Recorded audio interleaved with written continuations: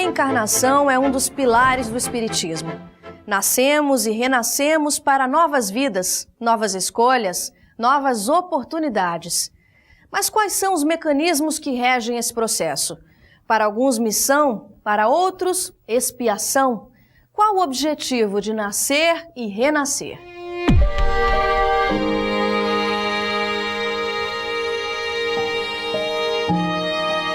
A reencarnação, ela é uma lei da natureza como é a gravidade.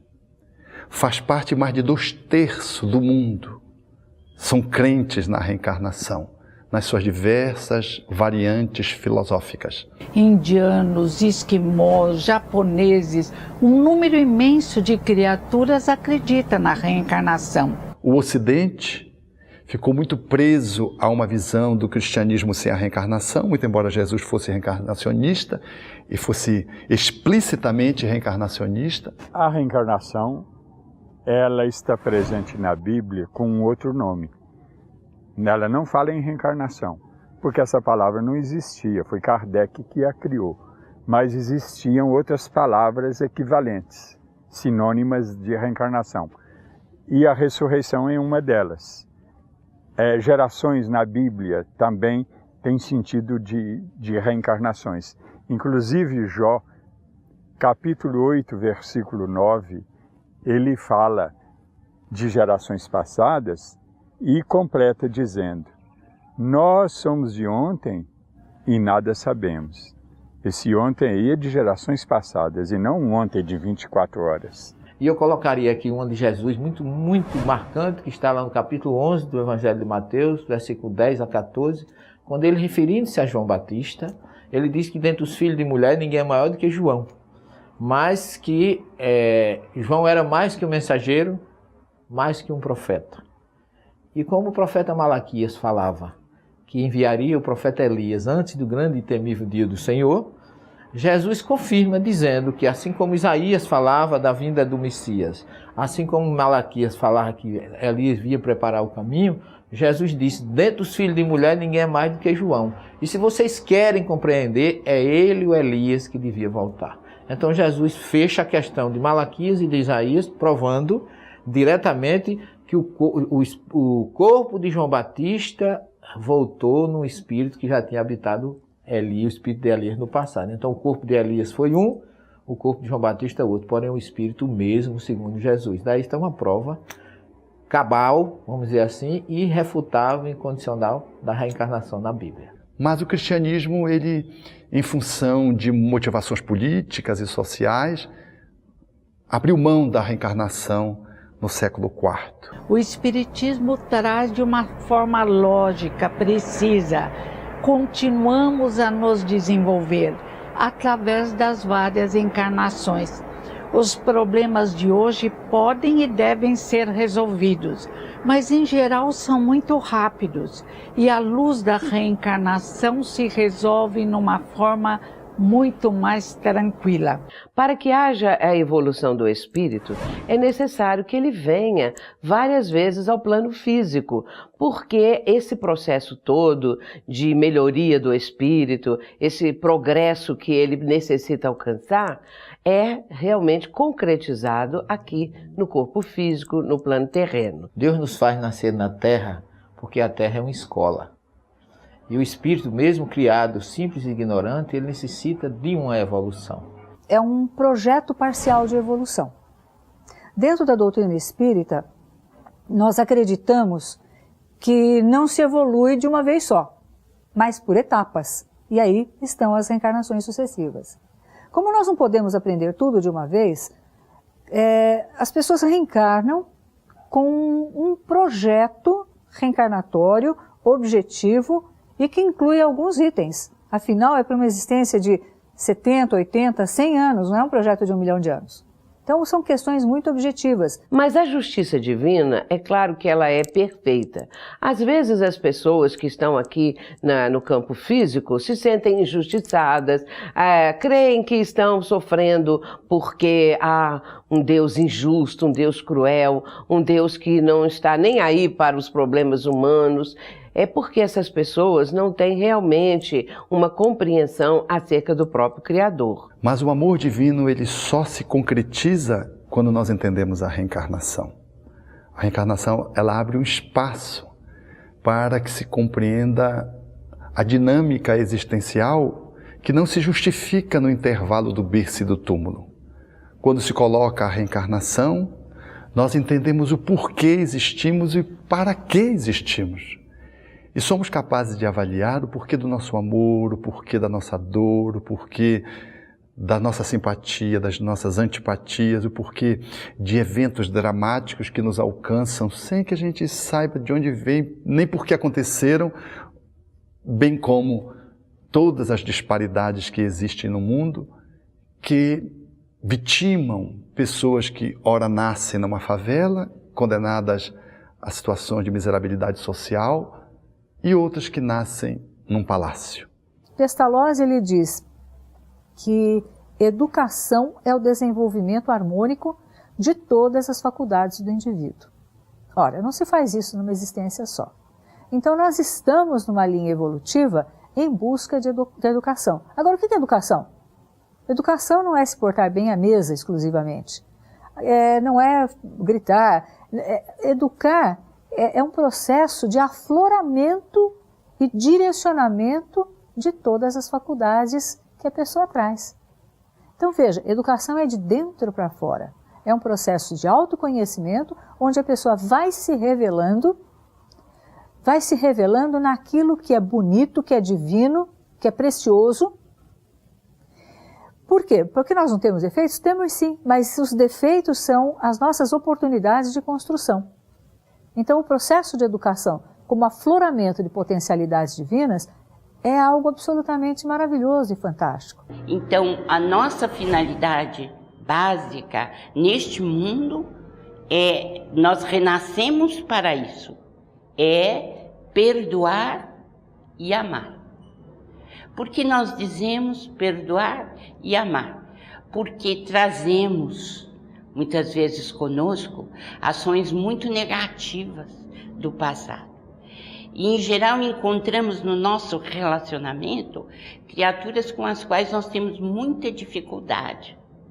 Então, como é que nós vamos conviver? Se nós não nos valermos das lições de Jesus, nós não vamos conseguir perdoar. E a gente renasce para perdoar. Porque o amor é a lei básica do universo. Tudo que está em nossa vida tem uma explicação pela lei de causa e efeito, e a reencarnação explica, como bem propôs Allan Kardec em O Evangelho segundo o Espiritismo, quando analisa as aflições e as causas anteriores e atuais. Quando eu analiso no hoje e que nada justifica aquilo que me acontece, eu remonto ao passado para entender o agora. E encontro no passado as motivações, as causas dos transtornos orgânicos, das dificuldades nas interações emocionais, o porquê das aversões gratuitas, porquê do amor de graça. O amor à primeira vista é um amor de alguém que você já amou muitas vistas pela lei da reencarnação. O porquê das tragédias que muitas vezes nos alcançam sem que a gente tenha feito nada nessa vida para experimentá-las. Eu acredito que somente o preconceito científico até hoje tem impedido a aceitação da reencarnação na universidade. Mas eu acho que isso não vai continuar por muito tempo, porque o Dr. Ian Stevenson, por exemplo, deixou um livro, Reincarnation and Biology, e que tem 2.300 e tantas páginas, com várias das pesquisas que ele fez e a argumentação dele, que são sólidas argumentações, né, a respeito da pesquisa que ele fez.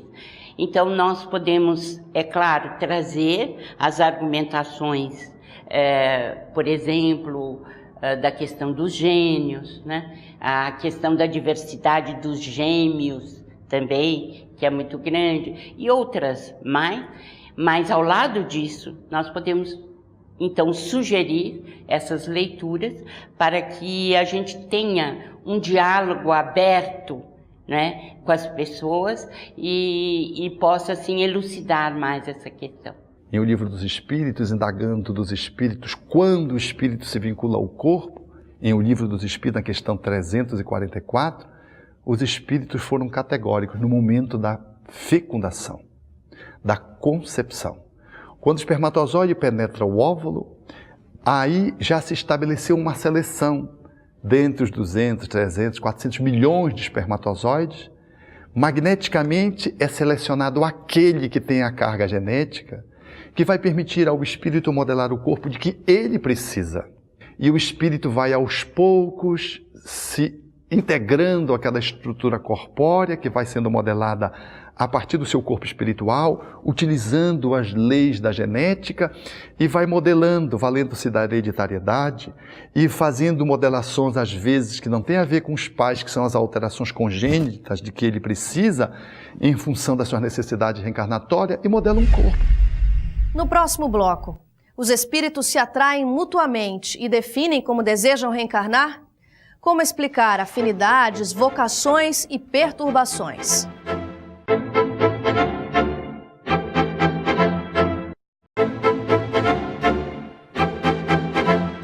Antes de reencarnar, escolhemos as provas que devemos passar para o nosso crescimento? Fazemos escolhas por conta própria? E por que não lembramos das vidas passadas quando encarnamos? Muitas pessoas alegam que não acreditam na reencarnação devido à questão do esquecimento do passado. Como se eu tive outras vidas, não vou me lembrar dessas vidas. É o que as pessoas alegam, argumentam dessa maneira. Mas vamos pensar um pouquinho. Se nós, na vida atual, cometemos às vezes, na juventude, ou mesmo na fase adulta, alguma ação, alguma conduta que depois consideramos prejudicial, nos arrependemos daquela conduta, as pessoas às vezes dizem, eu jamais quero me lembrar daquilo que eu fiz, de uma situação que eu cometi e prejudiquei uma pessoa, ou me prejudiquei. De repente, nós não queremos pensar mais naquilo. Imaginemos o que seria ter a lembrança de crimes que cometemos, de ações danosas que fizemos para pessoas que depois descobrimos que amamos, que são ligadas a nós, que são entes queridos. Nós não gostaríamos de, na vida atual, relembrar essas coisas do passado, mesmo porque a lembrança impossibilitaria a que nós agora retomássemos o convívio de uma forma harmoniosa, de uma forma mais tranquila e, sobretudo, enriquecendo com as presenças daqueles a quem prejudicamos no ontem e que hoje fazem parte, muitas vezes, do nosso círculo familiar. Nem sempre o espírito ele tem a autonomia e superioridade para definir o tempo, como e quando ele vai reencarnar. Às vezes limitado, ele é tutelado por aqueles que, entendo superioridade e uma perspectiva de olhar mais abrangente, e que considerando as condições espirituais dele, os seus débitos e as suas necessidades, os ajudam nesse novo formato, nessa nova investida, nesse planejamento, planejando assim, junto com ele ou por ele, aquilo que vai ser a reencarnação. Mas, quando temos lucidez, temos possibilidades, nós discutimos esse projeto de viagem, porque a reencarnação é uma viagem no corpo. E às vezes fazemos reivindicações que são nos concedidas ou não, e para isso os nossos tutores nos ajudam nesse planejamento como verdadeiros engenheiros espirituais, arquitetos reencarnatórios, que nos ajudam a planejar o corpo, a família, a repensar muitas vezes o matrimônio, às vezes o casamento está dentro de um planejamento, aqueles que vamos receber como os filhos. E isso tudo como um plano, não como uma determinação rigorosa.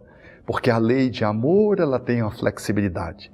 E nós vamos podendo alterá-la para pior ou para melhor, de conformidade com o curso da reencarnação, na medida em que fazemos novas escolhas, mais positivas e grandiosas, capazes de redimensionar a nossa reencarnação planejada para melhor. Ou, às vezes, e infelizmente, somos aqueles que fazemos escolhas tão pobres, tão limitantes, que nós empobrecemos o nosso planejamento reencarnatório, limitamos o nosso aproveitamento E às vezes, aquilo que poderia ter sido uma reencarnação grandiosa, ela ficou pequena, obscura. No estado espiritual, nós não aprenderíamos tudo que a vida corpórea na Terra nos enseja. Não só na Terra, como em outros mundos habitados. Nós somos instrumentos divinos. Temos que cumprir a nossa função de exercermos a atividade que Deus nos designou neste universo maravilhoso criado por Ele. E quando fazemos isso, ao mesmo tempo, nós ganhamos um salário divino, que é o nosso desenvolvimento intelectual e moral. Não poderíamos ficar sempre em espírito porque não teríamos progresso. Nós não alcançaríamos aquele patamar para o qual Deus nos criou. Felicidade, perfeição. Há um dito popular que diz: eu não pedi para nascer. Na verdade, não pedimos mesmo, imploramos, porque o espírito na vida espiritual avalia suas dificuldades e solicita uma nova oportunidade para refazer os seus caminhos. Quando nós estamos no mundo espiritual, nós temos a noção do grande débito que nós temos para com as leis divinas.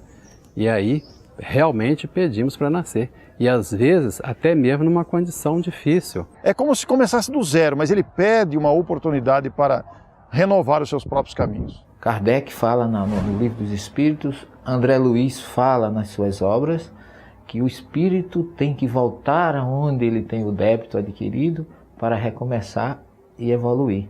Daí porque na condição de espírito nós teríamos estagnado e não conseguiríamos mais evoluir, segundo o mestre leonês Allan Kardec, no Livro dos Espíritos, no capítulo sobre reencarnação. Daí a necessidade premente da gente ir e da gente voltar.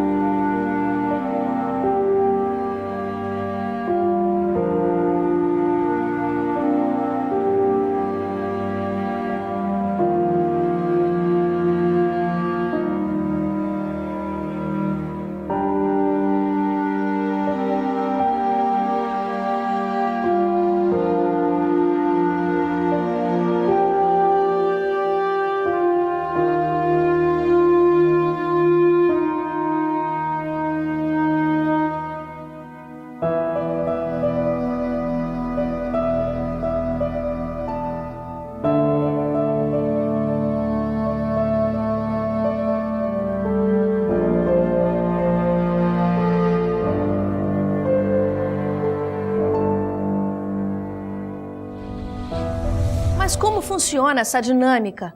Familiares podem reencarnar juntos ou separados? Trazemos tendências, vocações e deficiências herdadas de outras vidas? O espírito que às vezes desencarna não está no objetivo dele renascer novamente como nosso filho. E os pais ficam naquela ânsia de receber o espírito de volta e criam um tormento e um conflito, quebrando a espontaneidade que poderia sugerir este caminho se fosse o caso. É melhor considerar que a lei da reencarnação, ela tem uma elasticidade. Às vezes aquele espírito cumpriu o seu papel, o seu objetivo, e segue adiante para reencontrar você, às vezes, no outro país, numa outra conjugação familiar, porque nós sempre caminhamos em grupo. É mencionado em O Livro dos Espíritos e também em O Evangelho segundo o Espiritismo o quanto a reencarnação fortalece os laços de família, porque muitas vezes grupos de pessoas, de espíritos familiares que têm uma afinidade, renascem aqui no plano terreno para cumprir uma determinada finalidade, alguma contribuição positiva em favor da humanidade, e esses espíritos podem retornar juntos. Isso acontece algumas vezes. Outra questão interessante são as questões viáveis e possíveis para aquela reencarnação. Vamos imaginar que eu tenho que reencontrar ou ter como meu filho alguém com quem eu tive um grave desentendimento numa existência anterior. Ou alguém que tenha sido uma pessoa nociva no meu âmbito profissional, familiar. Será que eu já estou pronta para conviver, viver o perdão? Será que eu estou pronta para acolher como filho? Às vezes, nesse passado, erramos. e a possibilidade de vir como filho, de vir como neto, ou, no caso do espírito ainda não aceitar, de ser preparado e numa outra encarnação os laços se refazem, os ódios se dissipam. O belíssimo fato da reencarnação é isso: não existe remédio sem cura. Como explicar para um pai que o seu filho nasce com hidrocefalia e o do vizinho nasceu normal?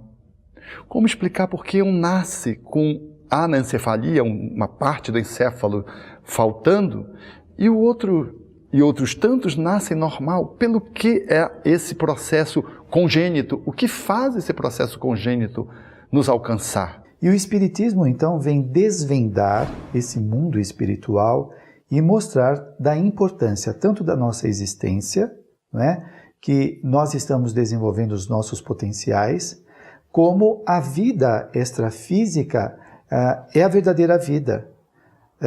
A nossa vida atual é um meio, não é um fim em si mesmo. Nós somos espíritos, filhos do Pai do Céu, portanto nós todos somos irmãos e com isso nós fazemos parte da grande família universal. Pode parecer assim uma coisa tão difícil de ser concretizada, tão longínqua, entretanto não é assim. Nós sempre estamos fazendo com que esses laços que são universais possam se enlastecer, possam progredir cada vez mais, porque no ir e vir das reencarnações nós vamos formando outros núcleos familiares, nós vamos aprendendo a amar outros espíritos que vão chegando, e esse amor pode ser até mais intenso do que aqueles que nós tínhamos em outra vivência. E assim vamos nessa jornada evolutiva que não cessa jamais, fortalecendo sempre os laços de família universal.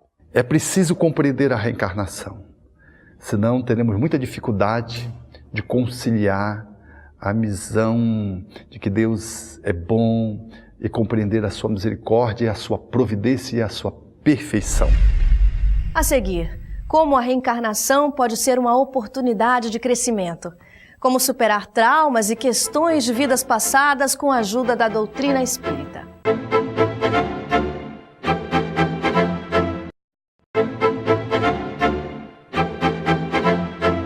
A reencarnação pode ser uma oportunidade de crescimento, mas precisamos superar traumas e resolver pendências. E enxergar a morte não como um fim, mas como mais uma etapa em nosso processo de evolução. O Espiritismo é uma doutrina reencarnacionista que, numa admirável síntese filosófica, se expressa no nascer, morrer, renascer e progredir sempre, tal é a lei. Deus nos faz reencarnar na Terra porque é o lugar melhor para o nosso desenvolvimento intelectual e moral. Nós precisamos das experiências na Terra, onde nós somos um instrumento da sabedoria divina, agindo neste planeta, sobre a Terra, a natureza, e ao mesmo tempo retirando para nós esse desenvolvimento espiritual. Nesses processos reencarnatórios, aquilo que o espírito não consegue realizar numa das suas reencarnações, ele terá oportunidades para conseguir alcançar isto nas vidas subsequentes, naquelas que virão. E é interessante entender também que cada espírito vai ter experiências diversas em sucessivas vivências, nas suas várias vidas, e para que ele possa, então, desenvolver o conjunto das aptidões que ele apresenta. Com o objetivo de aprendizado. Numa reencarnação expiatória, quando eu revejo um assunto, um conteúdo mal aprendido.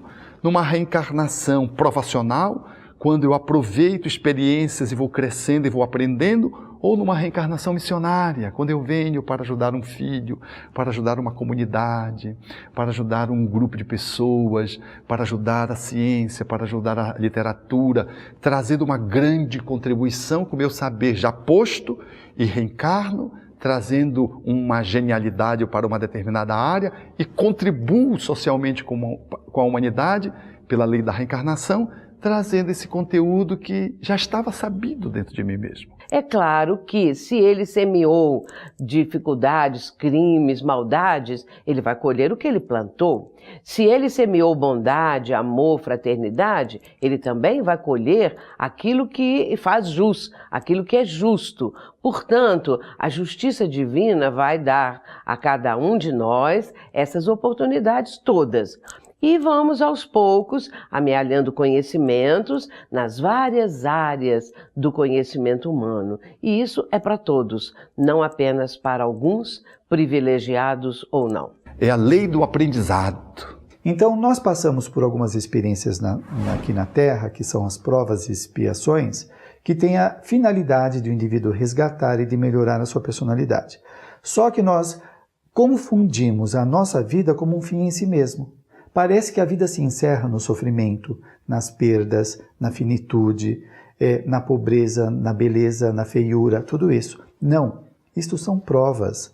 São meios que vão levar o espírito a desenvolver os seus potenciais latentes. Então, a proximidade da morte física, ela traz uma excelente oportunidade de espiritualização do ser.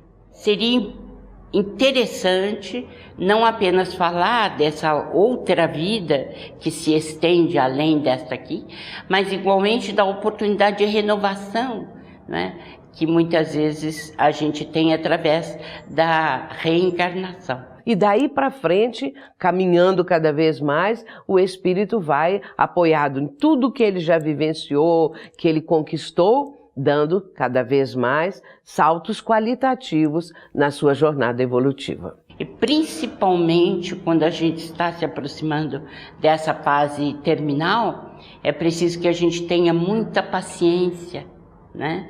E que a gente tenha fé em Deus para suportar tudo aquilo que tem de passar no final da existência terrena. Agora, com 71 anos, ao ver o desgaste do corpo físico, se eu não tivesse certeza da minha reencarnação, eu ficaria muito aborrecida. Simone de Beauvoir, que não acreditava em nada, ela diz: viver para quê? Amigos, música, para quê? Se morre, tudo se desfaz.